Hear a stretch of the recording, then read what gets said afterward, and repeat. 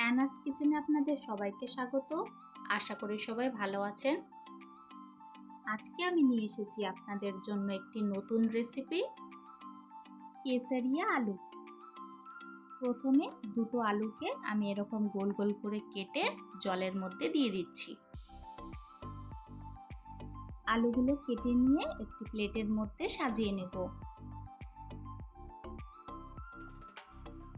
আলুগুলোতে নুন ছড়িয়ে দেব।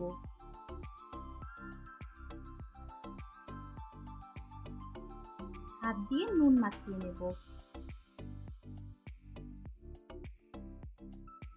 আমি আজকে কেসারিয়া আলু বানাচ্ছি বলে কয়েকটি কেসার বাটিতে নিয়ে 1 টেবিল স্পুন দুধ দিয়ে গুলে নেব। আজকের রেসিপিটা যদি আপনাদের ভালো লাগে, আমার চ্যানেলটিকে লাইক, শেয়ার, সাবস্ক্রাইব করে আমার পাশে থাকবেন।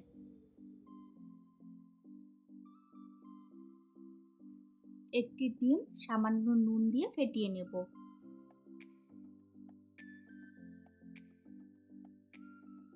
এরপর আলুগুলোতে ময়দা দিয়ে কোট করে নেব।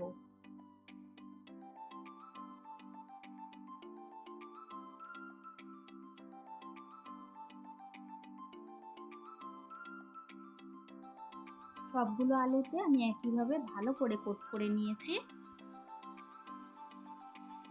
আর প্যানে পরিমাণ মতো তেল দিয়ে দিয়েছি। এখন আলুগুলো ডিমের গোলায় চুবিয়ে তেলের মধ্যে ছেড়ে দেব। মিডিয়াম ফ্লেমে হালকা রং আসা অবধি আলুগুলো ভেজে নেব। উল্টে পাল্টে দুটো সাইডই ভালো করে ভেজে নিয়েছি।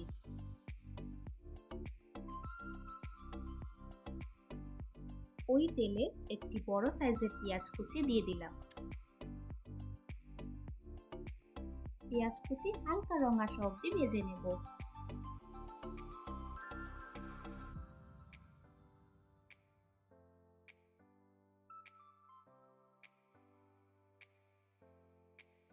ওয়ান ফোর টিস্পুন সাদা গোলমরিচ গুঁড়ো দিয়ে দিলাম।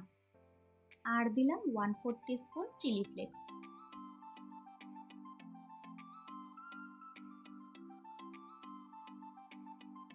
স্বাদ মতো নুন দিয়ে ভালো করে নাড়াচাড়া করে নেব।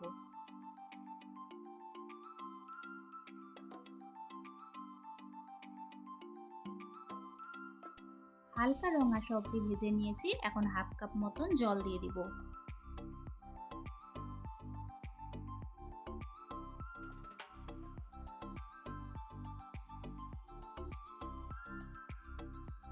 ফুটে এসেছে। এখন 1/4 টিস্পুন কাশ্মীরি লঙ্কার গুঁড়ো দিয়ে দিলাম।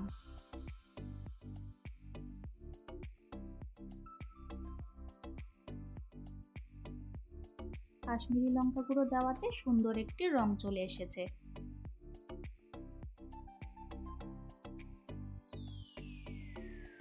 এই সময় দুধে ভেজানো কেসারটা দিয়ে দিব।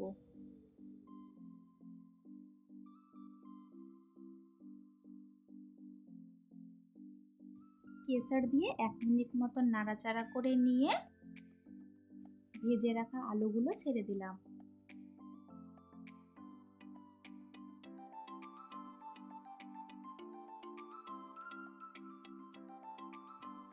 আলুগুলো দিয়ে ভালো করে মশলার সাথে কোট করে নেব।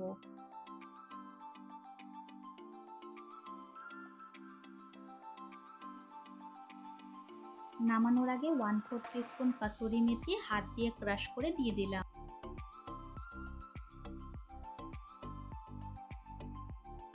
এখন গ্যাসের ফ্লেম অফ করে ধনেপাতা কুচি ছড়িয়ে দিলে তৈরি হয়ে গেল আমাদের আজকের রেসিপি, খুবই টেস্টি কেসারিয়া আলু। যারা আলু খেতে পছন্দ করে এই কেসারিয়া আলু একবার অবশ্যই ট্রাই করবেন। আমি চামচ দিয়ে কেটে একটি আলু একটু দেখিয়ে দিচ্ছি।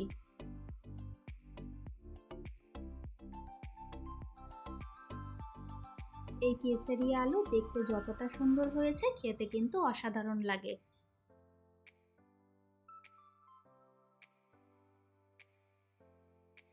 আজকের ভিডিও দেখার জন্য আপনাদের সবাইকে অনেক ধন্যবাদ। সবাই খুব ভালো থাকবেন।